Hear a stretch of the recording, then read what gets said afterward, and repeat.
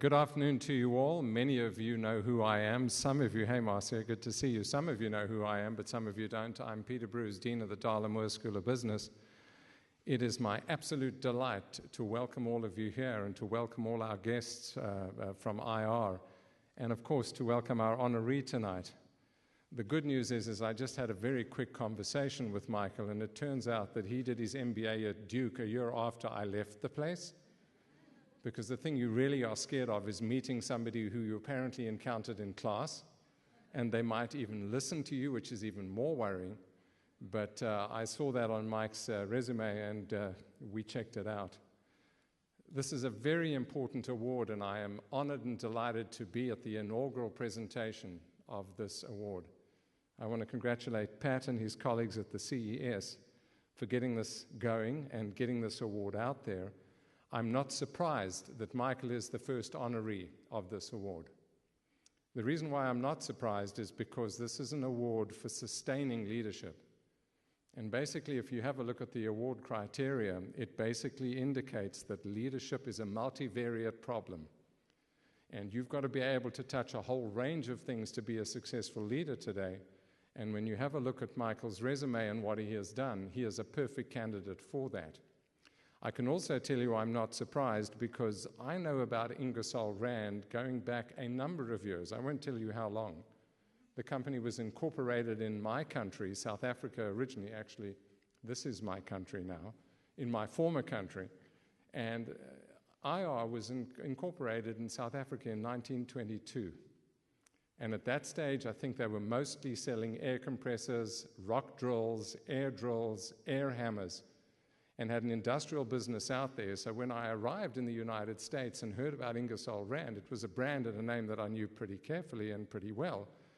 I think, Marcia, it was in the middle of 2015, you and I first met, and then I learned about what Ingersoll Rand was doing in this country. And you will discover if you look at the history of Ingersoll Rand, and I think that's the reason, in fact, not the history, the more recent history of Ingersoll Rand in the United States. This is a company, I think it's now one of the earliest to be listed on the New York Stock Exchange.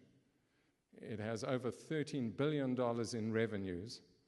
If you have a look at the return to shareholders from about 2000 until now, you will discover that it's given a return of over 570%, compared to the S&P and the Dow Jones at half that.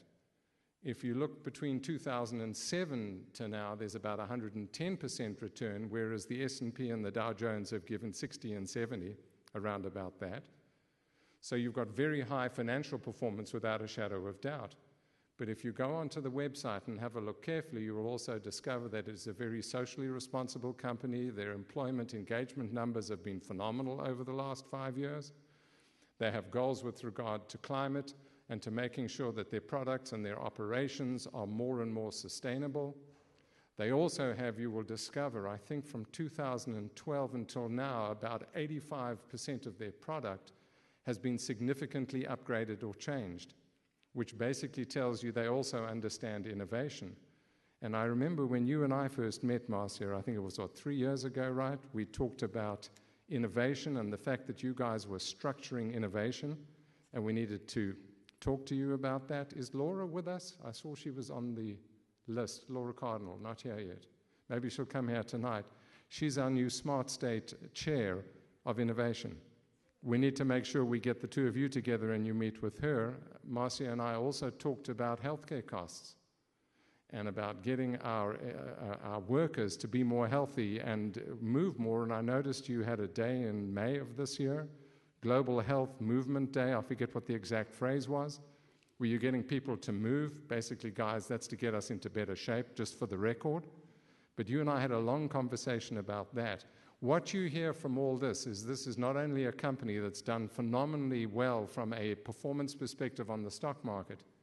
It looks after its human resources, it looks after its innovation rate, and most importantly, it is taking care of its environment and its stakeholders, and hence the reason why you really deserve this award. I think that's enough from me. I'll shut up now, and Pat, all yours. Okay, thanks, Pete. So when we created the Center for Executive Succession about 4 years ago, we had the vision of being the objective source of knowledge around C-suite succession challenges, issues, and best practices.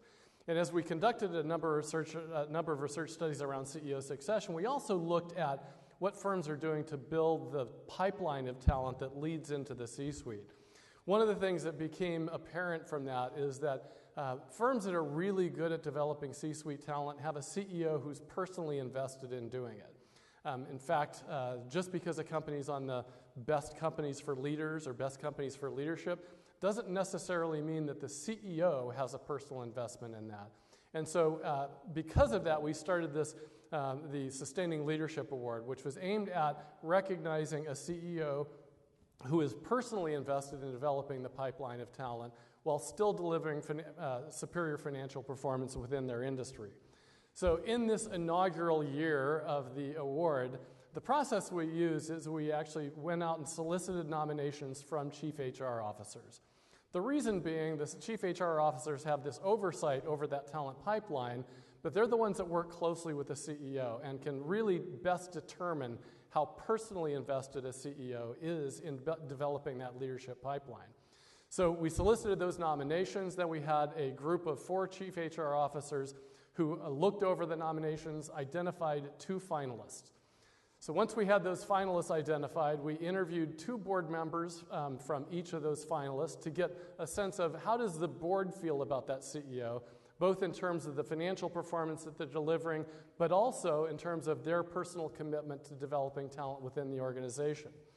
So once we'd interviewed those board members, we summarized the interviews, gave the nomination packet, a summary of the interviews, and the financial information of the firms of the 2 finalists to a group of 5 members of public boards. That 5-person committee reviewed those 2 nominations or the 2 nomination packets, and as you can tell, they unanimously selected Mike Lamach as the chairman and CEO of Ingersoll Rand as this year's winner. Now, we handed out a bio on Mike as you came in. I don't want to spend a lot of time reiterating what's in that bio, but I do want to mention a couple of things that are 3 things that I found interesting as I was learning about Mike over the course of the past few months.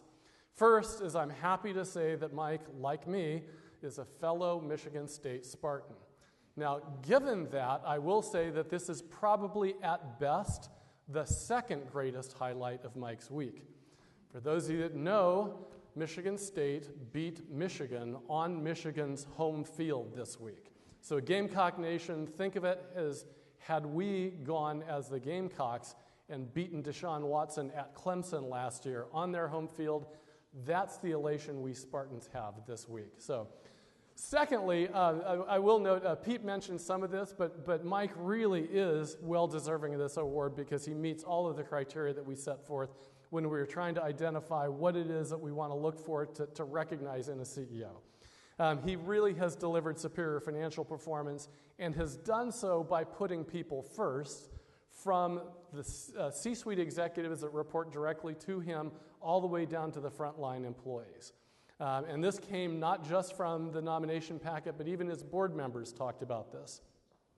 And just to give you an idea of his performance, one of our selection committee members, in justifying his vote for Mike, wrote this: "I believe making quantum progress at an old line manufacturing business is a tough putt.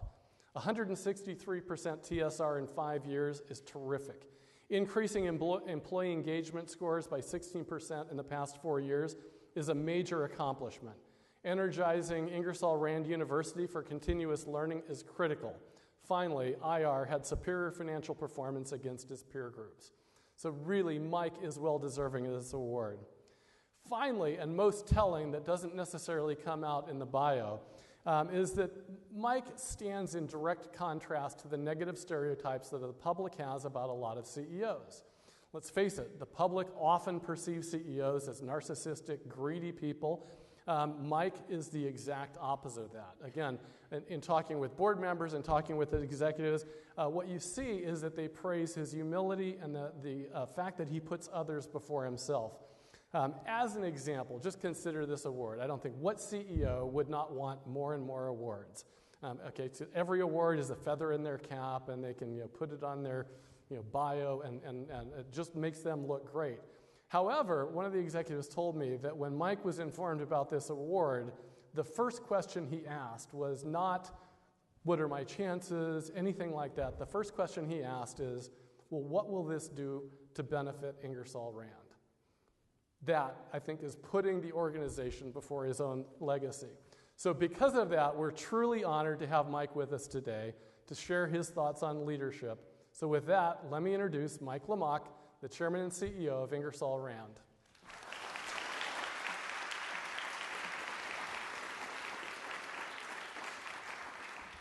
Peter and Pat, thank you. That was a heck of an introduction. I don't get that very often, so I'm thrilled by that. That was fantastic.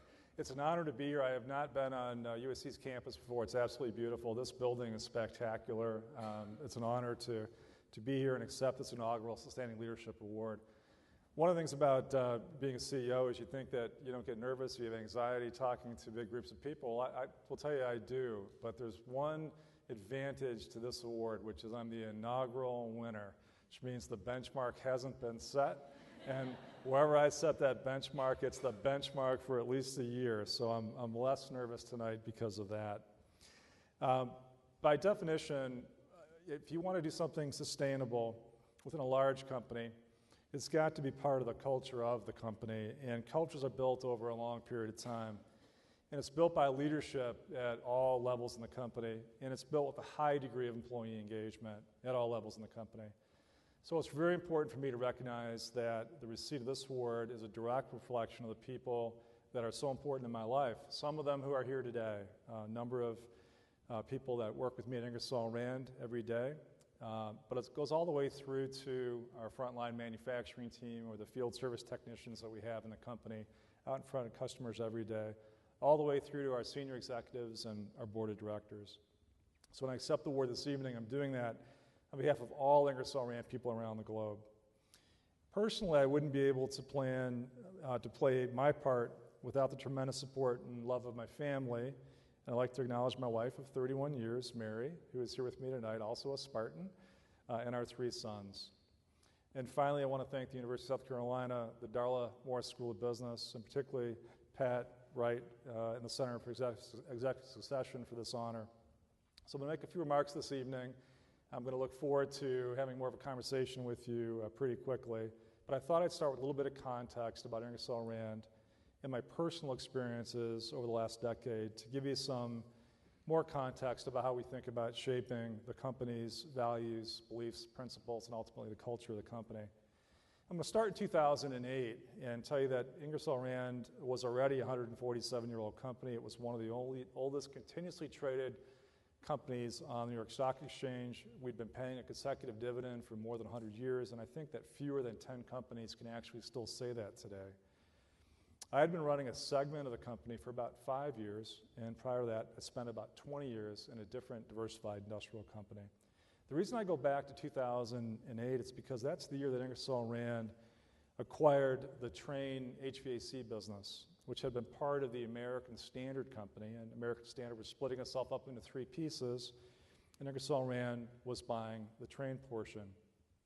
We completed that $10 billion transformative acquisition in June of 2008, and I was asked to lead that business and help integrate that business into Ingersoll Rand. So our timing, as you probably know, couldn't have been any worse. We completed the transaction at the peak of the economy, of the market. We paid a full premium for the acquisition, and of course the timing of the deal was just before the Great Recession began and the financial crisis mounted.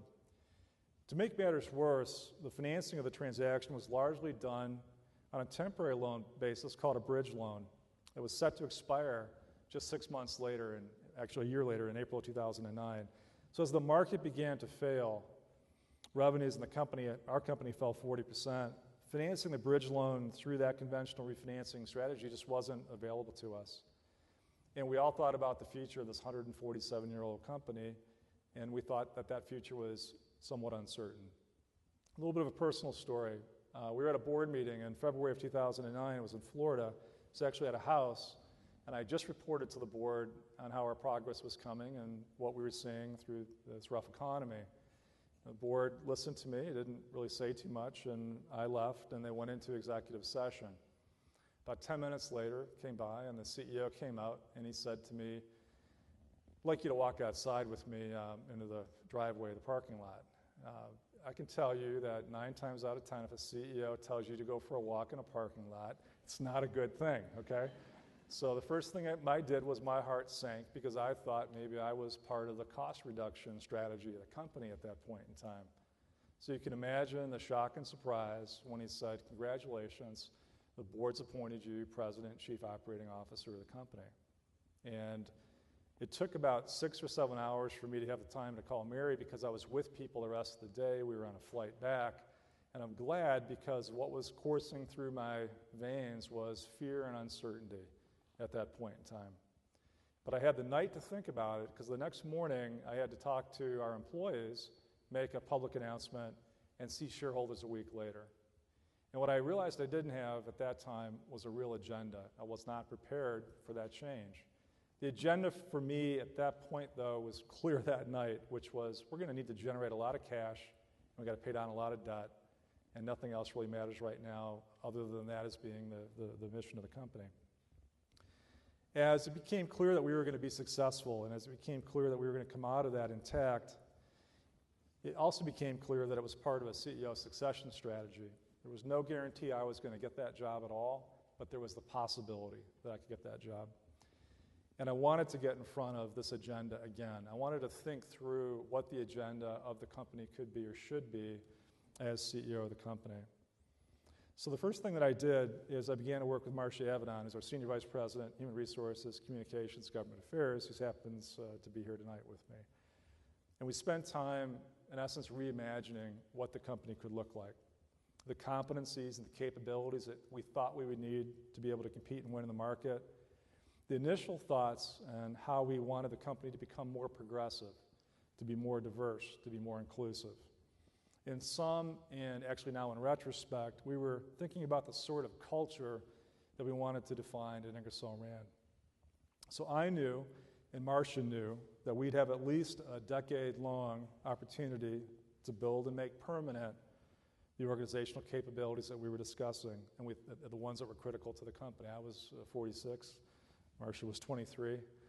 So we knew we had a lot of time ahead of us. The only thing about that was it was predicated on the company performing well. You only get a chance to do long-term things if you're delivering in a public company in a very real way. And we had to figure out how to deliver results, deliver them the right way, and give us the capacity, the latitude to execute on our long-term capability work. And this is important when you think about building capability because it takes a really long time, and there aren't really any shortcuts to that. And the shortcuts that you take often are not very sustainable because it involves coaching and leadership and development planning and doing honest assessments of performance and potential of people. You have to think about how people deliver results, not just if they deliver results. And you have to be prepared to care more about how people deliver results than just getting good results. Because at the end of the day, it's all about our behaviors and what we model that ultimately creates the culture that we wanted to build and the one we wanted within Ingersoll Rand. So partly through planning and partly now in retrospect, we were actually thinking about trying to develop the formula to create value through effective leadership and a winning culture and to ensure that the progress we made was actually going to be sustainable. As a side note, I mentioned having the time to build long-term capabilities, and I reflected on that recently when I had one of our long-term analysts comment to me that I'm now the second longest tenured CEO in the diversified or multi-industry peer group. So in CEO years, I'm like a spry 80-year-old guy. I can tell you that it's gone by in a blink of an eye, and that I see as much opportunity today as I saw when I took the job about 8 years ago. But when I'm the second longest tenured CEO in the industrial large cap space, it just goes to show you what a short-term world we're living in and dealing with at times. With that being said, over now it's a long period of time, I can share a few things that I would classify somewhere in the definition of values, beliefs, and principles for developing effective leaders, a winning culture, and sustaining progress. So first, as we moved through the financial crisis and needed to generate cash, the best way for us to do that was to effectively become an integrated operating company, not a holding company. There had to be strategic rationale for the businesses we were in, how they were related to each other, and where we could best leverage the capabilities and technologies and talent and operational interaction between businesses. We actually had to earn the right to be a diversified industrial company through performance, through the valuation of the company, and through sound strategic rationale. One of the first capabilities that we began to aggressively develop was what we referred to as operational excellence. And we knew that we had to formalize that work in what we referred to as a business operating system to provide the framework for how we wanted to run the company. From the way we set goals and objectives to the methods by which we improve operational performance and everything in between. Todd Wyman, who's also here tonight, was one of the first senior executive strategic hires we made to help us build this capability. And Todd's now running one of our largest global P&Ls today across the company. And actually, Todd's successor, Keith Sultana, was also one of the first strategic hires we made around this capability, succeeds Todd in that role, and has built on that foundation to create an even stronger operating capability across the company. Our focus from the beginning was all about constantly maturing and sustaining our progress. And this was such an important capability starting point for us because it established confidence from an investor's standpoint to allow us the time and the capacity, therefore, to generate investment dollars and to invest back in our people and into the growth platforms of the company. So over the past 8 years, we've been able to deliver a shareholder return of more than 500%. That's the highest return over that period as compared to our industrial company peer group. At the same time, we are at the very top of employee engagement of all manufacturing companies and recently achieved the top decile employee engagement across the whole universe of all companies. We've been a top quartile performer on the metrics that matter to customers, shareholders, and our employees every single year. And this is the virtuous and the sustainable cycle that we want to leave in place for the next generation of leaders to build upon. The single greatest fear that I have in retirement would be that all of our effort, really all of our career's work, would not be a sustainable foundation for the next generation of leaders. That's why leadership succession, a continuously improving operating system, and the power of a culture are critical to build and to continually develop, and where the selection of future leaders is so important to sustain everything. We recognized really that there was so much transformative change that needed to happen across the company, that the only way to have that change be accepted and sustained by our associates across the world was to be sure that we had high levels of employee engagement. It meant things like trust in senior leadership, ethics, strength of a strategic plan, an understanding by our employees of our strategic plan, the ability to feel like they could achieve their career goals with IR, and for people to feel truly valued was our starting point for sustainable change. As opposed to dictating from the top what we wanted to happen, we wanted to win the hearts and minds of our people, not just rent their hands for 8 hours a day. We knew it would take longer to achieve, but we knew it was worth it. And we knew that employee engagement was the only real way to drive and sustain change. When people connect to what they do, to the strategy of the company, and feel valued in the work they do, it creates a flywheel over time for productivity and innovation to flourish. So back in the early days of employee engagement, we tried to drive engagement from the top, meaning we would sit down every year and we'd pull our employees, we'd take 2 or 3 ideas that came out of that, and the senior leadership team would go hard to work trying to improve those areas. But the reality is, we can't just touch on a personal basis that many people and build a relationship across the world to really move the needle. So as we began to think through what this really meant, we knew that leadership and employee engagement had to be personal, and that all leaders in the company had to take accountability and responsibility for being leaders that engaged their teams. So from there, we began to look at levels of engagement, performance, and we began to assess actually how leaders deliver results in the context of some leadership competencies that we set and the modeling of our values.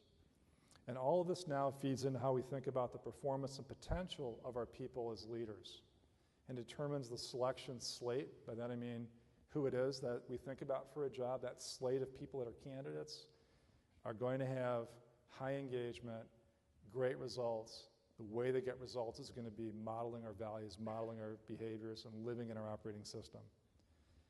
Another belief we have is that our purpose really extends beyond just delivering great results for shareholders.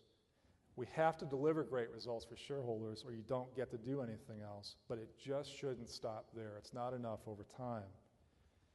Sustainability in our communities is critically important to us. Providing growth opportunities for our people is part of that sustainability of the company and our communities. As an example, we put in place a team leader development program trying to create engagement with our hourly associates around the world. So far, we've trained 500 hourly people to be team leaders across the company in the last year and a half through an 8-week session, 8-week curriculum that took them through everything from learning how to respect and lead groups of people all the way through to implementing our operating system and our lean strategies across the company, how to teach, how to coach other people. We have a plan to put 2,500 of our hourly people through this by 2020. We've created a whole different leadership opportunity for 500 people today and 2,500 people by 2020 to better their lives. Leadership development's an area that we have always thought about and protected and defended in our investments and our budgets, regardless of business conditions, since I can remember. You just can't play the whole stop-and-go game around development, around leadership development, because you don't make it real and you make it artificial. Another example of how we think about improving the communities in which we live is just recently in Puerto Rico. We've got about 800 employees in Puerto Rico. Within a week, we were able to set up a fund inside the company to be able to provide direct relief. 100% of the money we put into that fund goes to help our people in Puerto Rico, of which we know today about 40 people out of that 800 have lost everything. And countless people have lost something, and everyone's been affected by that. I can tell you that we've at least raised $250,000 as of today. We'll raise a lot more by the time we're done. But this just goes to show you that we're walking the talk. We believe in our people. We want to help our people out. And this is how we can very directly contribute back into the sustainability of the company. Using our voice not just to have a more progressive, diverse, and inclusive company inside our company, but also using the voice of our company to help bridge the divide in many communities across the globe that are struggling. We play a role in that. Within IR, we set the tone and expectation for diversity and inclusion at the top of the company. We link diversity, inclusion, and inclusion to our values to remind our employees of the behaviors expected and the impact behavior has on the culture of the company. We provide things like unconscious bias training to our teams. We've created and we invest in affinity groups or employee resource groups across the company, our women's leadership and mentorship programs, our external affiliation with Paradigm for Parity and the CEO Action for Diversity and Inclusion are all ways in which we're walking that talk. Respect is one of our core values. An environment of respect for one another and where we value the diversity of our backgrounds, experiences, and ideas is celebrated and it's encouraged. Sustainability is also the single greatest strategic macro theme that drives our long-term business strategy. So sustainability ties into our actual business strategy. And I'll give you just a data point or two that you might not know about our company. When you think about greenhouse gas emissions in the world, about 40% of that in mature economies comes from buildings. And about 80% of that comes from buildings in emerging economies. People are often surprised that greenhouse gas emissions are a result of buildings primarily, not cars. And in buildings, 40% of emissions come from HVAC systems. So if you do the math, 16 to 32% of emissions in the world come from HVAC in buildings. So when we announced that we were going to reduce that by 50% in our product portfolio by 2020, we set the whole tone of the industry. I could tell you the same thing happens in our industrial businesses, in our electric vehicle business. We are driving sustainability as a strategy. And we're being rewarded for that in the marketplace. We're giving customers the option to get both energy efficiency, to get sustainability built into what they're purchasing from us and not make a trade-off between the two. And that's a very important part of our innovation story. So final point before I close, I want to just spend a minute talking about the sustaining part of sustaining leadership. And that is that effective sustaining leadership can never be about any one individual leader. And we never want to let our egos convince us that that isn't true. Individual leaders can and they will make mistakes. They'll have setbacks. They'll leave. They'll be replaced. And sometimes a slip up on safety or ethics, as an example, can have a really profound effect on the reputation of an entire company. But when we have clear expectations and the culture and the courage of individuals in the company won't tolerate those that do not embrace our core values and our principles, we can weather organizational changes, whether they're planned or unplanned. At some point, and we see more and more of what are flashes of what I'm about to say, a culture, whether it's good or it's bad, takes over. In our case, I want our culture to take over. This is when the entire organization sustains progress, whether in a crisis or in a leadership change or when a critical decision needs to be made. It doesn't allow regression. Or worse, it doesn't allow bad behaviors to survive. You could think about it as a swarming effect. When you have evidence of a culture having a swarming effect, I think about a company on the road to a sustainable leadership. So in closing, I want to again thank the Center for Executive Succession, the Darla Moore School of Business, University of South Carolina for this wonderful honor.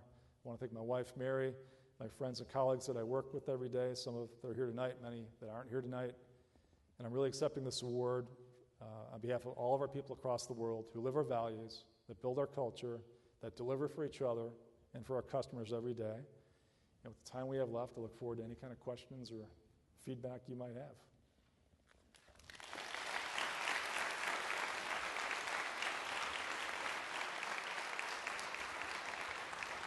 Okay, so students, anybody have a question? The microphone is right up here on the main, kind of the mid-level floor. So just hop over there.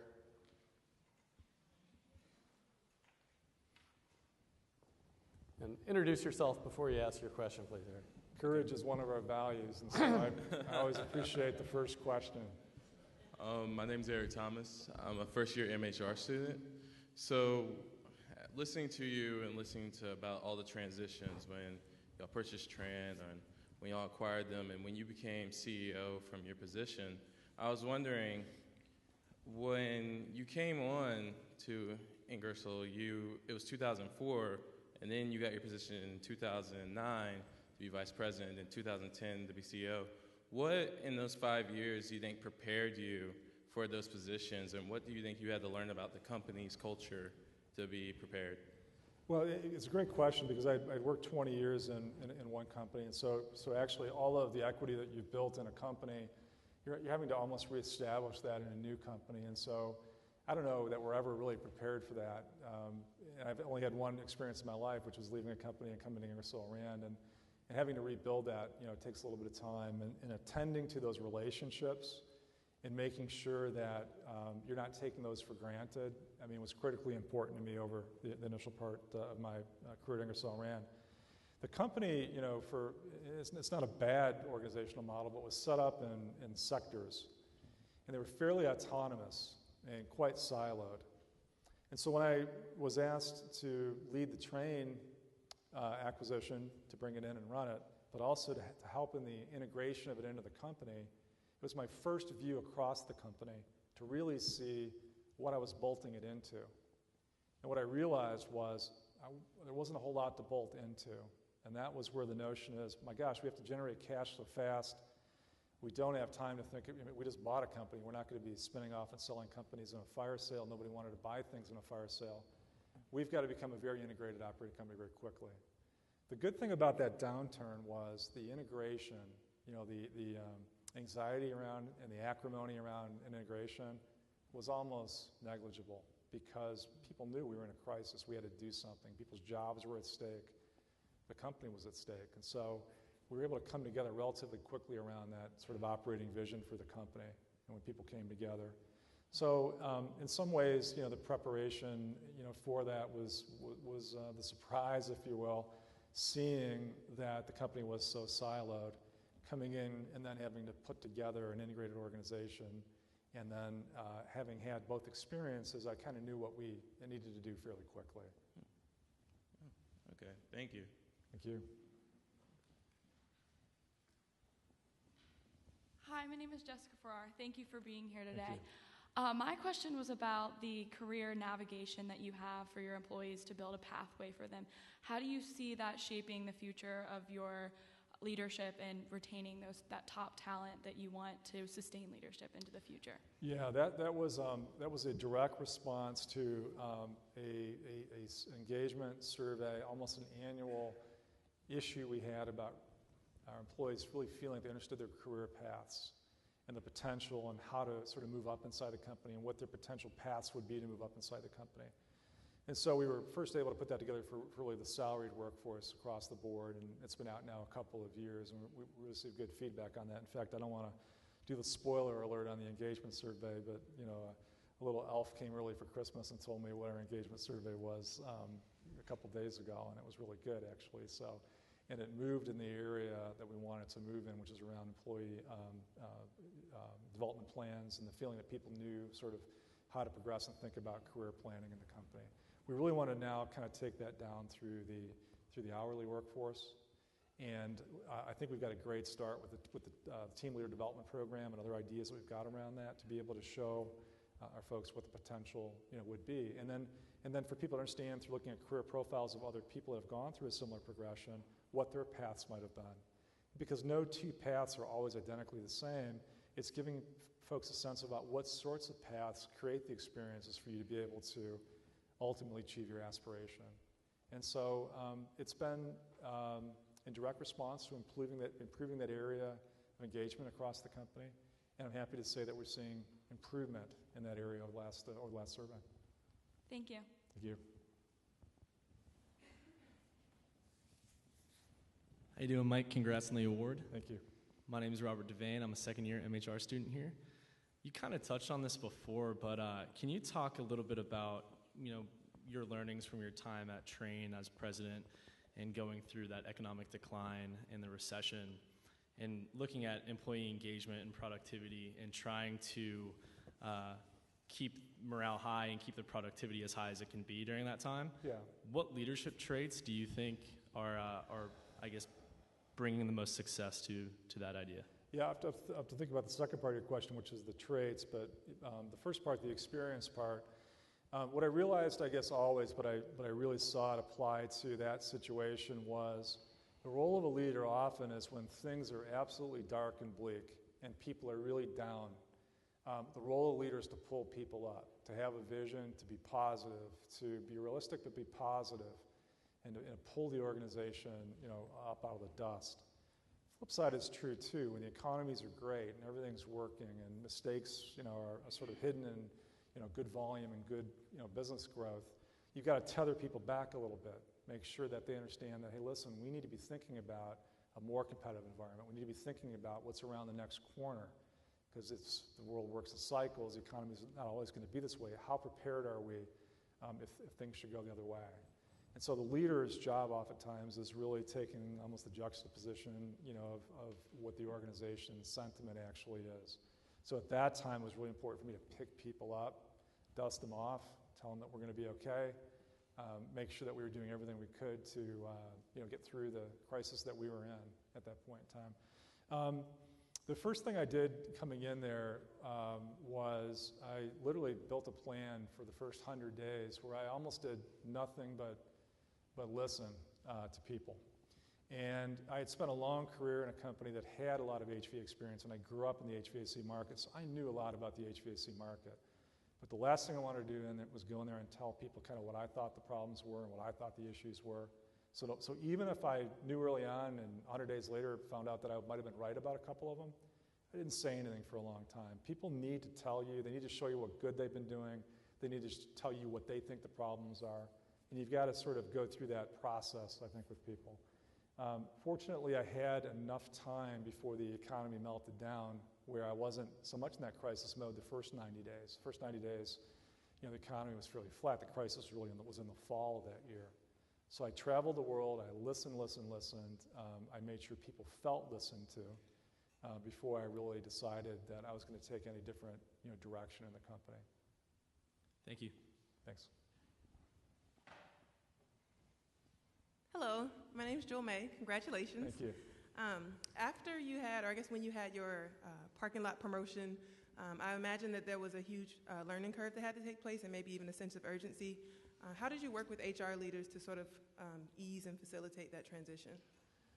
Yeah, that's a great question because there was almost like no time for transition. The whole mantra was generate a lot of cash to pay down debt, and we were training the organization in things like in the know on cash flow. That's what we used to call it, and we made sure that everybody in the organization was aligned to what we were doing. Actually, it was the first time that I saw the power of goals being deployed that were so clear down in an organization in a crisis, that the power of that goal alignment was mind opening for me. And it really changed the way that I thought about trying to align goals and making sure that we were clear on what those goals were and that they were understood. And people knew how they connected back to that strategy and goals throughout the company. So HR and Marcia, the team, was always a partner early on in kind of figuring out what sort of that visioning of the company would be for the future and kind of preparing for that and thinking through what those capabilities would be. Another example would have been when we're thinking about leadership competencies. What I found initially was we'd have a succession plan. A job would come open. We'd see the slate of candidates in the succession plan, and I'd say, I don't feel like I can put any of those people in that job. And then I sat back, and Marcia and I said, well, there's got to be something wrong with the selection criteria, with the competencies we're looking for, because these people don't have the competencies that we think are required. So we really redrafted the competencies. I mean, we actually sat down with a pen and a paper and across the desk, and we were working on competencies, and then the HR team, cleaned them up and made them, better. But I can tell you that we had a vision for those competencies, and they were different. Small things, right? We always had people that were driving for results. And I said, well, I want people to actually deliver results. I don't want people that are always driving for results. I want people to have a track record of delivering results. So who actually has delivered results on this slate versus who's always got a gung-ho attitude around doing that?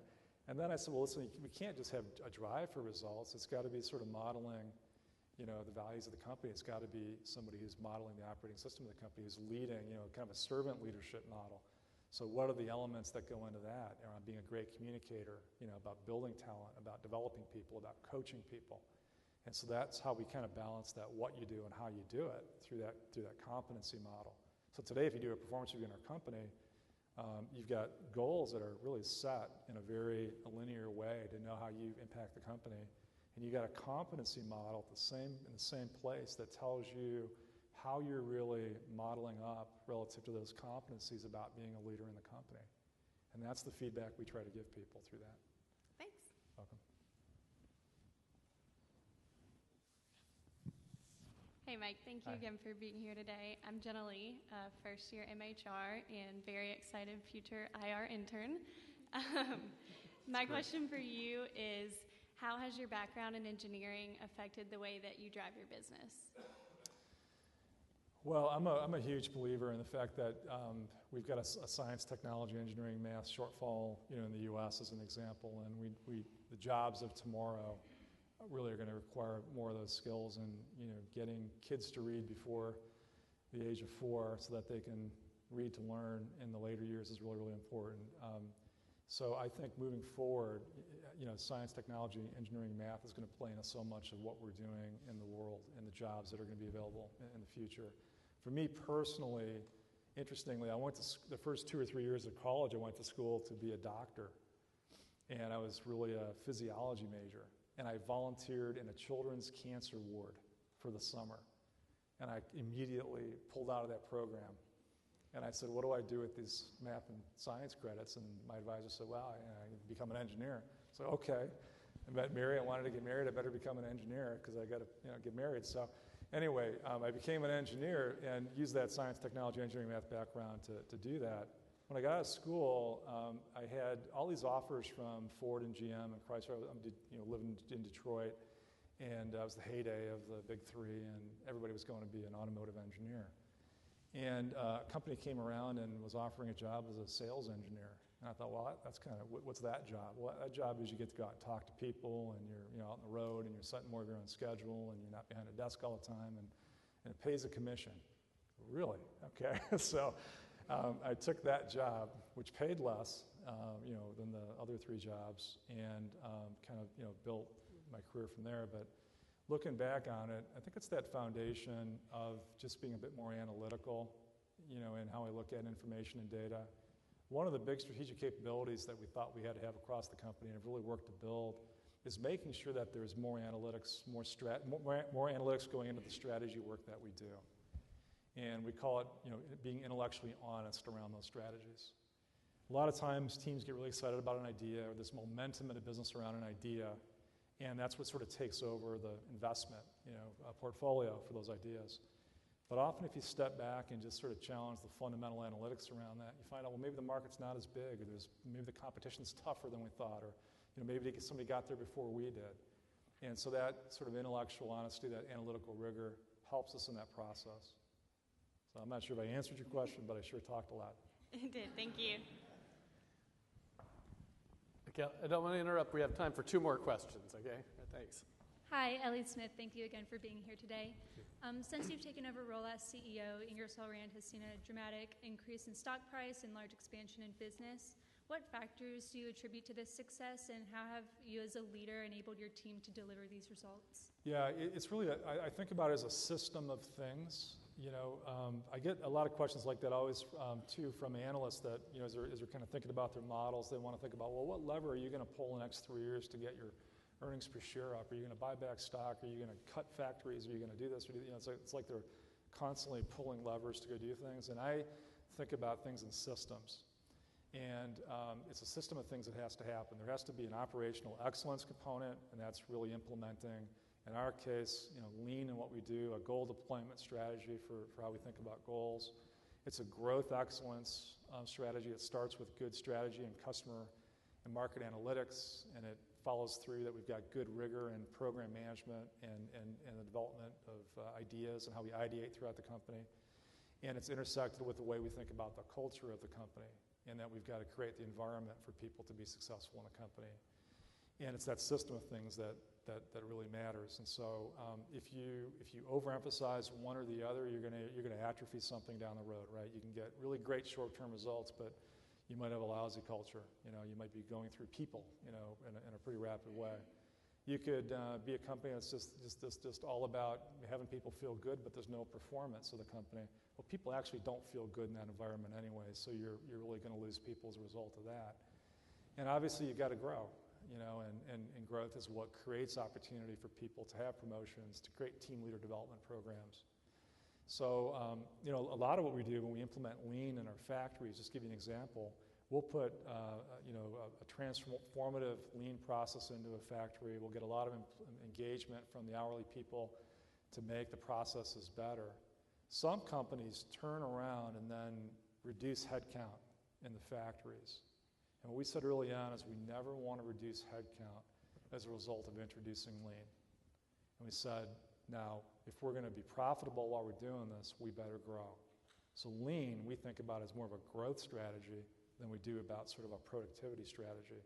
So every year that we were able to grow, we were essentially doing that without ever taking, headcount out every time we implemented lean. So now the company's much bigger than what it was, and we haven't had to go through, massive restructuring of when times get a little tough. Thank you. By the way, it doesn't mean we haven't closed factories. It doesn't mean we haven't done what we needed to do about harder decisions. But the reward for people being involved in your operating system shouldn't be their jobs are at risk.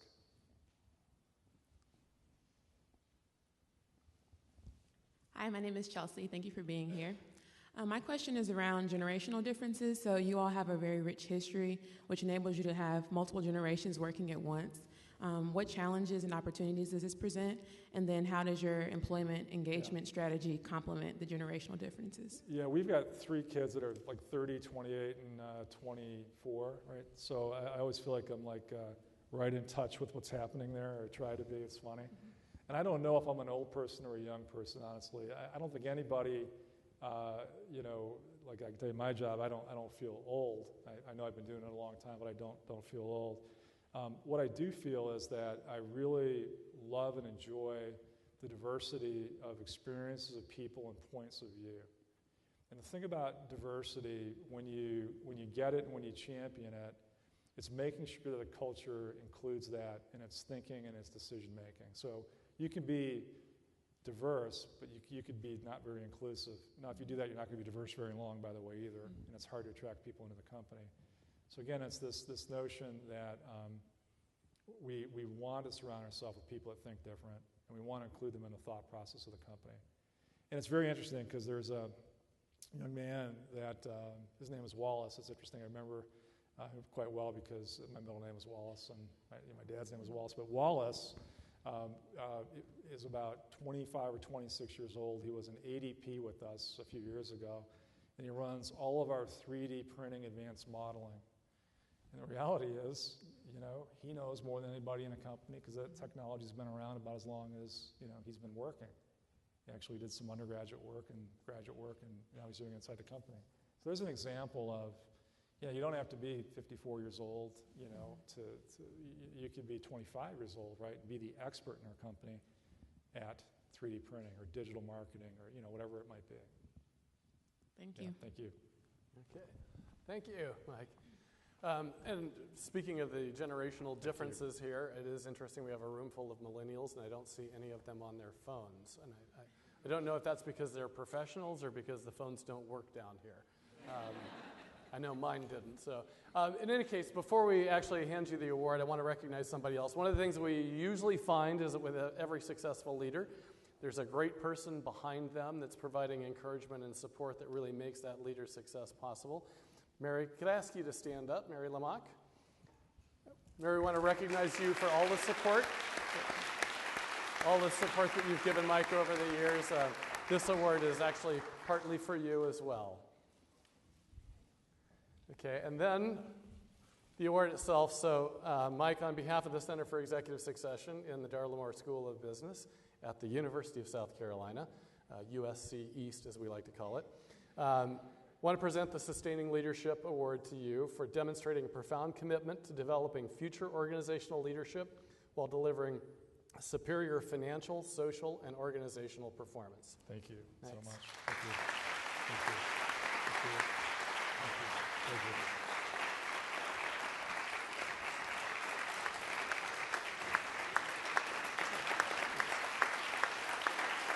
Thank you. Okay, now, not all of you know this, but... Be sure you tell the next person who wins this award that there was a standing ovation. I will. Okay. And it was started by the students, not the Ingersoll Rand folks. That was even better. High benchmark. So not everybody knows this, but as part of the award, we actually offer the winner to make a $10,000 donation as a center to whatever the charity or organization of their choice is. And so, Mike, would you like to announce where you would like us to designate that $10,000? I would, and I would like to turn that right back around to the Darla School of Business and to particularly Darla School of Business, and particularly to help with diverse candidates, female candidates that want to study. All right. Thank you so much. Appreciate that. Appreciate it. Thanks. So before we close, there are a few people that I want to thank. First of all, and you can all sit down. First of all, and probably most important, Corey, could you stand up? Corey Jones. Corey was working through the process of the actual award. She was the logistical brains behind it all, making sure that everything got where it was supposed to be. And then she was absolutely central in planning the event today. So thanks to Corey for that. Second, I want to thank all the Ingersoll Rand folks that came today. We appreciate you coming to the campus and spending your time with us. We always enjoy having executives on campus to interact with our students. Third, I want to thank Dean Brews for coming and doing the welcome and having his opening remarks. I also want to thank the Center for Executive Succession partner companies, particularly for providing a lot of advice and support around this award itself. And then last, I want to thank all of you in the audience. Thank you so much for coming today. Wish you a great afternoon. And for those of you that are MHR students, you know where you're going next. Faculty and staff, we'll see you along with the Ingersoll Rand people over in the Sunoco Pavilion. So thanks very much and have a great evening.